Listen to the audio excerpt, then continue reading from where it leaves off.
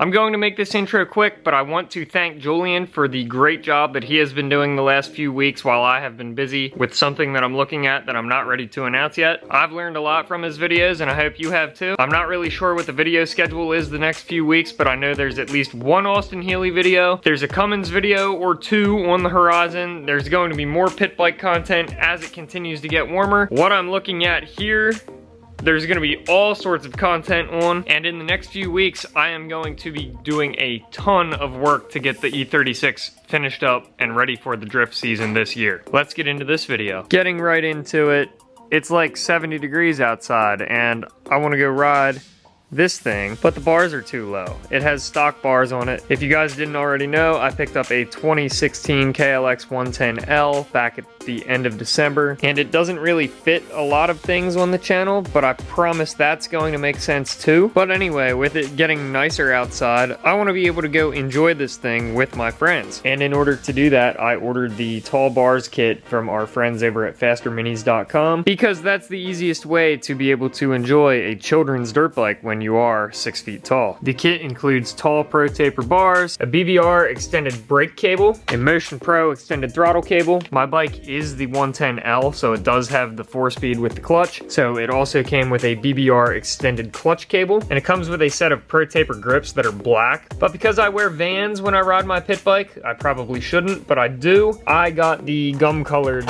race cut grips as well. So I'll use the black ones on something else, but I'm going to install these ones.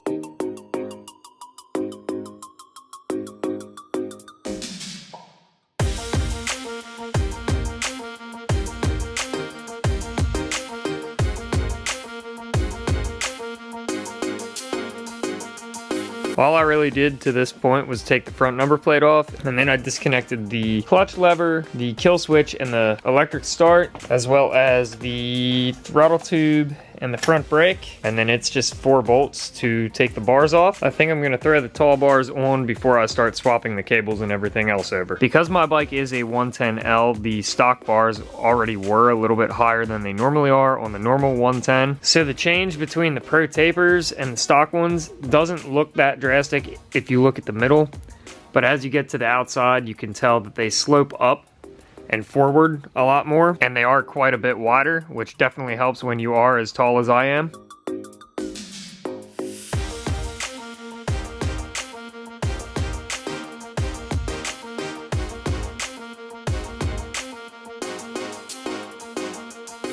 I'm going to change the clutch cable first. There are 2 nuts in here. If you pull this back out of the way, you can thread this nut off of there, and then you can push the threaded part through this bracket. The little head on the cable is inside this bracket, which is what actuates the clutch down inside the case. I'm not sure that I'll be able to film it, but you can push that out through this bracket. You're probably going to have to readjust your clutch lever, but that's all in personal preference anyway. You need a 12mm wrench to loosen that. Just spin it off the end of this threaded part. It'll stay on the cable because the cable is through the center of the nut. Loosen everything up on the clutch lever. You can get everything lined up here so you can get that cable out through here. I'm not sure that I'm going to be able to do this with one hand and hold the camera. Everything sits like this. If you go like this, you can pull that cable out of the top of there, pop the head out of the bottom of the clutch lever itself. You can let that hang again. Push as much of this down through there as you can.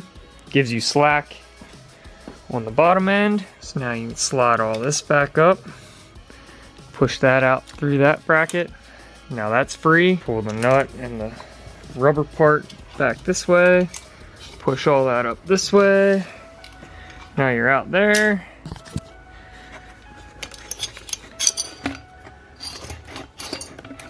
Pull it all up through there. Clutch cable is out. I'm not sure that I'm going to be able to film me putting that back in, but I'm going to connect everything down at the case where the clutch gets actuated, line everything up, back up through, and then get it on the handle up at the top. So basically reverse of everything that I just showed you. If you have this style kill switch and electric starter, I'm gonna show you a problem you might run into. On the stock bars, there's a hole here that clips in there like that. The hole on the bars is for alignment during assembly. If you look at this level, there's a little plastic boss that sticks up in the center of that diameter that needs to go around the bars. So you're going to have to grind that down to fit on top of aftermarket bars. Otherwise, it doesn't want to seat on there because there is no hole for alignment. The clutch cable may need more adjustment at some point. I'm happy with what it does right now. I just need to be able to start the bike and ride it and adjust it to where it should be. I think I'm going to tackle the brake cable next because that one seems to be the next easiest. The brake cable adjusts the same way. You loosen this nut, slide that down, pull that out of the bottom, and then when you come up to the lever, it's the same as the clutch cable was. You just gotta kind of spin these until they all line up and the cable pops right out.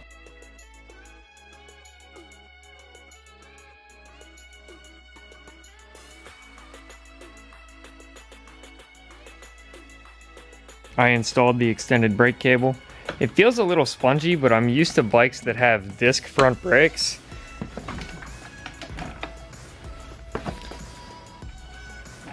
Takes very minimal to stop that, so I'd say that's good. Now on to the hardest part, the throttle cable. Psych, I lied. And in a wild turn of events, this bike already has the extended throttle cable on it.